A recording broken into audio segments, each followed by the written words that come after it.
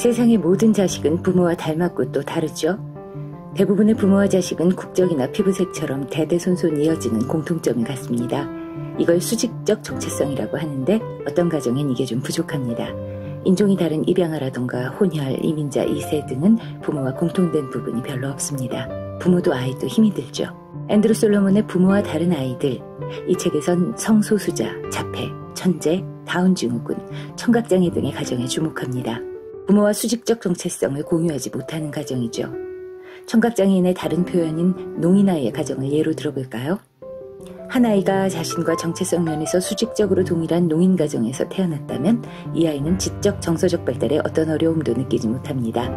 이 아이는 자연스럽게 가족들로부터 수화를 배울 거고 그렇게 마련된 지적, 정서적 기반 위에서 전체 공동체 사회의 언어와 기타 체계들을 배워갑니다. 하지만 똑같은 농인 아이가 일반인 가정에서 태어난다면 이 아이는 부모가 허둥대는 동안 엄청난 손실을 겪게 됩니다. 한때 미국에선 농인 아이들에게 인공와우 이식 수술을 강권하고 수화보다 일반인의 언어를 먼저 배우도록 강요한 때가 있었습니다.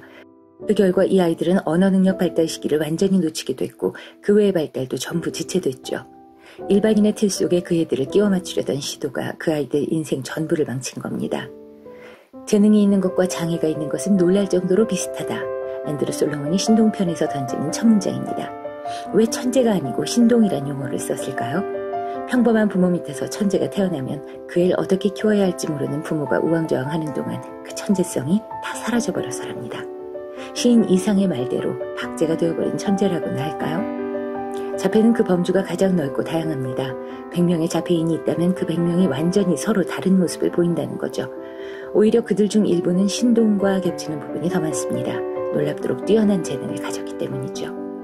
하지만 모든 자폐아가 영화 레이맨 속의 더스틴 호프만처럼 기적의 능력자일 거라고 생각해서는 안 됩니다. 대부분의 자폐아는 부모에게 큰 희망을 주지 않습니다. 이 책의 저자 앤드루 솔로몬은 게이입니다. 그는 자신의 부모가 아들의 성 정체성을 알고 난 뒤 보여준 절망과 분노, 수치심, 외면 등의 복잡한 감정을 지켜보며 더할 수 없는 무력감을 경험합니다. 난 그저 똑같은 나일 뿐인데 내 성 정체성을 알기 전의 부모님과 알고 난 이후의 부모님은 왜 저토록 다른 걸까? 그는 자신의 아픔보다 부모의 상처에 주목했습니다. 부모가 치유되기 전엔 자신의 상처도 아물 수 없다는 걸 알았기 때문이죠.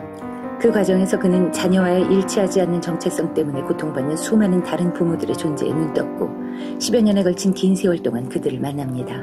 동성애, 청각장애, 소인증, 다운증후군, 자폐, 정신분열, 장애, 신동, 강간으로 태어난 아이, 범죄, 트랜스젠더. 그는 무려 1500페이지가 넘는 이 벽돌책에 이 11가지 범주의 자녀를 둔 수천 명의 부모들과 나눈 대화를 꼼꼼히 기록합니다.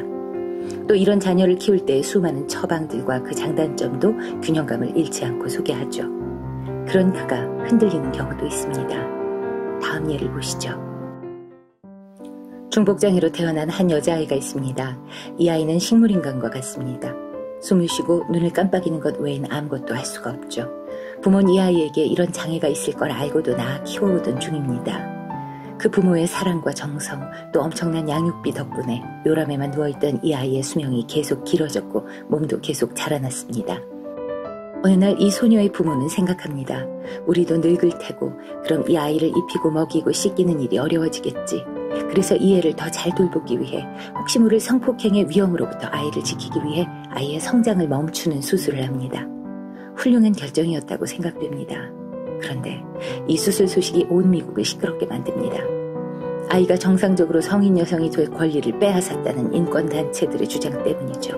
그들은 아이의 인권을 짓밟았다며 그 소녀의 부모를 비난합니다. 이 책 속에 나오는 거의 모든 사례 아동들은 치유하기 힘든 문제를 가지고 있습니다. 그냥 그 특징이 그들만의 정체성인 겁니다. 하지만 확실한 건 이 부모와 다른 아이들에게 그들과 닮은 수평적인 정체성 집단을 찾아 어울리게 해주면 도움이 된다는 겁니다. 우리는 그렇게 타인과 어울리도록 창조됐기 때문이죠. 몇몇 예외인 경우는 부모들끼리 교류할 수 있고요. 위의 11가지 범주가 아니더라도 키우기 힘든 아이를 키우느라 지친 세상의 모든 부모들께 얘기하고 싶습니다.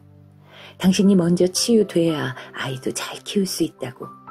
세상이 뭐라건 당신의 아이를 위해서 더 강하고 행복해져야 한다고. 그 아이들에게도 얘기하고 싶네요. 알아. 너희들이 엄마 아빠랑 또 다른 주변 사람들이랑 달라서 힘들어 한다는 거. 하지만 더 멀리 넓게 둘러보렴.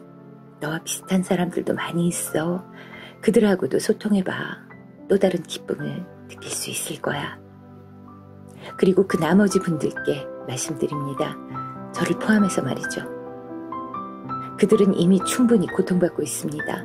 당신까지 그들을 힘들게 해서는 안 됩니다. 우리 모두는 다 다를 뿐이니 그 다름을 그냥 쿨하게 인정해야 합니다.